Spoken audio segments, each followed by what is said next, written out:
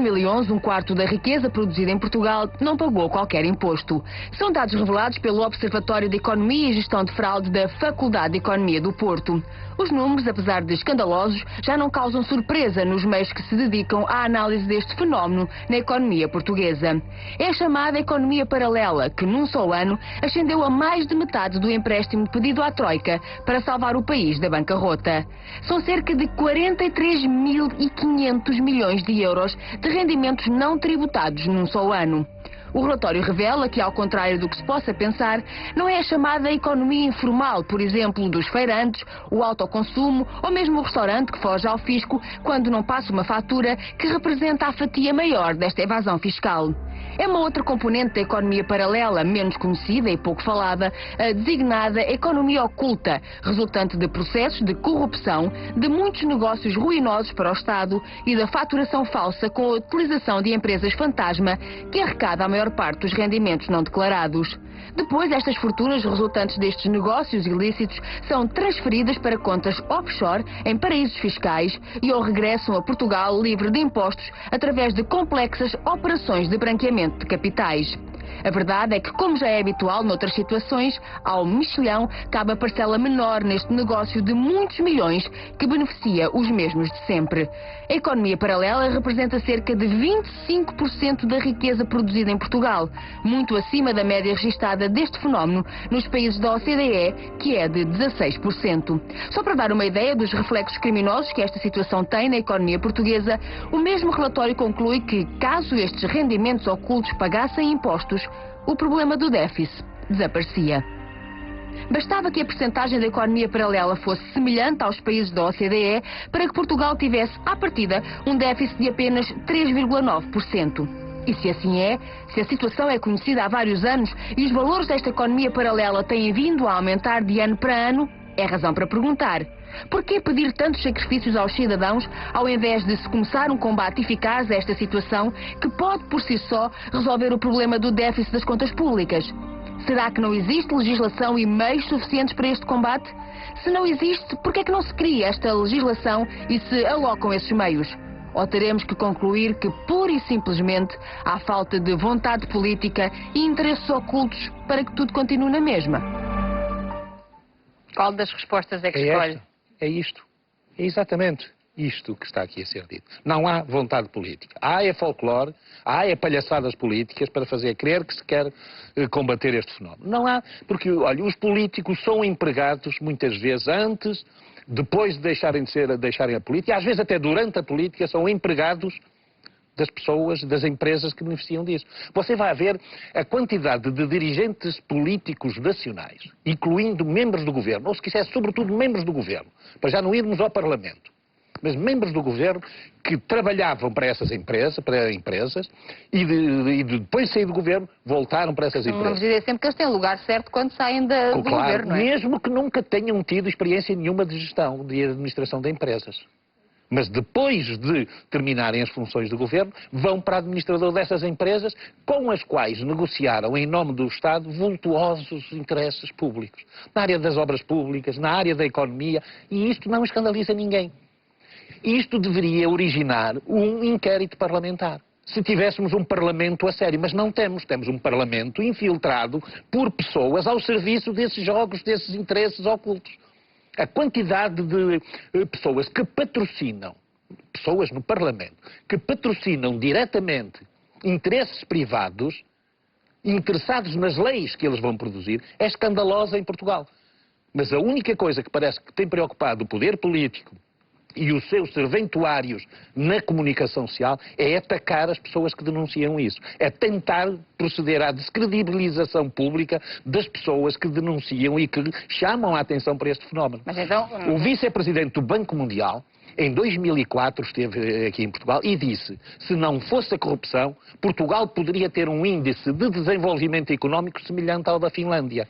A Finlândia é dos países mais desenvolvidos. É um país pequeno, é um país com poucos recursos, mas é dos mais... organizou-se bem. As coisas, a riqueza paga impostos, toda a riqueza, não é só os desgraçados que ganham uma miséria e que têm que pagar para os patrões meter no bolso as taxas sociais únicas e os impostos. Em Portugal as grandes fortunas não pagam impostos. Em Portugal o capital não paga impostos. Quem paga impostos é o trabalho. Quem paga impostos é você, sou eu, são as pessoas que trabalham neste país. Então, mas como é que conseguimos resolver isso? Olha, talvez... Sabe o que é que mesmo que paralisa isto? Vamos lá um bocadinho fazer aqui. Cristina. Mesmo que entrasse alguém, não é, no Parlamento ou no Governo, que dissesse, meus amigos, vamos lá resolver isto, perante tantos, acha que era possível? Baixamos os braços, vamos embora? Não. Não, mas é um O problema da corrupção em Portugal, como no mundo, mas sobretudo em Portugal, não é tanto as pessoas, o país, os jornalistas, os políticos, os seus agentes na sociedade, preocupam-se muito com as pessoas que denunciam a corrupção. Com o Dr. Paulo Moraes, o Dr. Medina Carreira, até comigo. Não? E sabe o que é preocupante neste país? É o silêncio das pessoas honestas. Isso é que é preocupante. Isto é que revolta. Isto é que nos faz pensar se vale a pena neste país. Se vale a pena neste país haver pessoas que deem um passo em frente e digam o rei vai nu. Que deem um passo em frente e isto é uma choldra. As grandes fortunas não pagam impostos, saem, criaram os offshores. Criaram-se offshores justamente para impedir a ação da justiça. Criaram-se e multiplicaram-se os tribunais arbitrais. Sabe o que são tribunais arbitrais, Cristina? São tribunais em que os juízes são advogados das partes. Então, eu sou um membro do governo, ou represento o governo. Você é uma empresária. Quer me corromper para fazer um negócio. Fazemos o contrato, eu dou-lhe no preço do contrato, tudo o que você quer. Depois você a mim dá-me as comissões respectivas.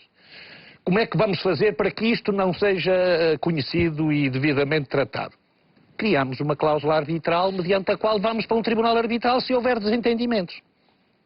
O tribunal arbitral, você nomeia o seu advogado, eu nomeio o meu, juízes, se viram juiz. Homologam, santificam aquele roubo ao Estado. Criaram tribunais arbitrais para os impostos. Não é para os impostos que eu pago, porque com os impostos, o fisco pode-me levar o que quiser, porque eu não tenho dinheiro para constituir um tribunal arbitral para pagar um ano. É para os grandes contribuintes, para quem deve milhões ao fisco. Vão discutir no tribunal arbitral. Deves 1000, pagas 200 ou 300 e os outros 700 ou 800 é para dividir por nós todos. Todos ganhamos. É assim. É assim a realidade. Você veja quem é que em Portugal anda a defender os tribunais arbitrais. Essa vergonha. Porque os tribunais arbitrais até podem funcionar bem em ente privados. Eles acautelam os seus interesses. Agora, quando os dois, o privado e o público, estão interessados em defraudar o público, o tribunal arbitral é uma forma de subtrair o litígio, de subtrair a moscambilha a magistrados independentes e aos tribunais soberanos. Nós temos que fazer só aqui a nossa pausa habitual de 4 minutos e depois voltamos até para um outro caso escandaloso. Está a decorrer o julgamento do homicídio do advogado Cláudio Mendes, assassinado a tiro pelo sogro, pai de uma juíza e ex-mulher da vítima, num jardim público em Mama Rosa, no momento em que visitava a filha menor, em fevereiro do ano passado.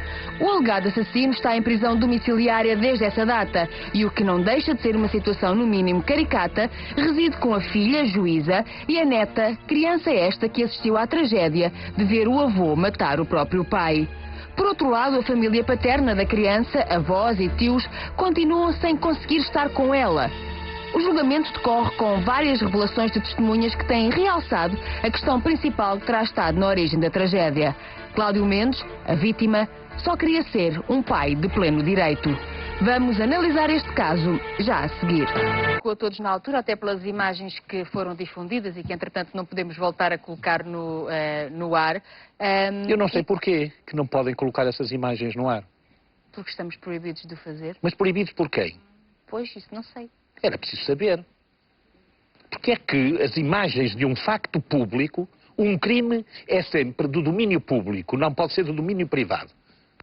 Quem é que proibiu as televisões de colocar essas imagens? Quando as próprias televisões puseram ad náusea as imagens da agressão daquelas miúdas, andou aí, foram centenas de vezes que passaram na televisão. Quem é que proibiu?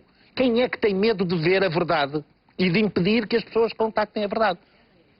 Ou será que essa proibição vem de alguém interessado em favorecer, em ocultar a verdade? Neste caso, o facto da mãe da criança ser juíza faz toda a diferença?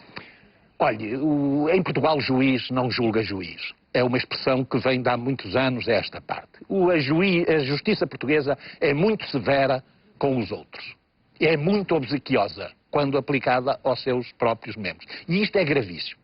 Isto é gravíssimo. Porque os juízes não são pessoas que ficam imbuídas ou que ficam iluminadas pelas chamas da bem-aventurança e da honestidade. Os juízes são tão honestos e tão desonestos como o comum dos cidadãos. E, portanto, devem de haver, os órgãos de gestão e de disciplina das magistraturas deviam ter mais rigor no tratamento dos casos de comportamentos desviantes de magistrados. Mas não, é ao contrário. Há aqui em Lisboa o caso de um jovem de 17 anos que comprou uma espingarda, deliberou matar, decidiu matar o pai da namorada, comprou a espingarda, preparou um homicídio durante vários dias, assassinou o homem na rua, quando ele ia com uma criança de 5 anos pela mão, com 2 tiros no peito, nem à cadeia foi. É filho de uma procuradora e de um juiz desembargador. Isto é o cúmulo da ignomínia em que caiu. Protegem-se uns aos outros, por vezes, de forma descarada. Julgar o juiz português é muito... Há juízes isentos, há juízes honestos, sem dúvida, mas há outros que o não são. E não são sancionados. Eles só são sancionados quando desafiam os poderes ditatoriais do Conselho Superior da Magistratura. Então eu desafio a voltarmos a falar deste assunto, até porque há aqui muitos outros pormenores. Há uma criança que envolve... Sim, tem 10 segundos. O assassino está a viver com a filha da vítima. A filha do pai assassinado está a viver com o avô que assassinou o seu pai. É esta a justiça portuguesa. Até amanhã.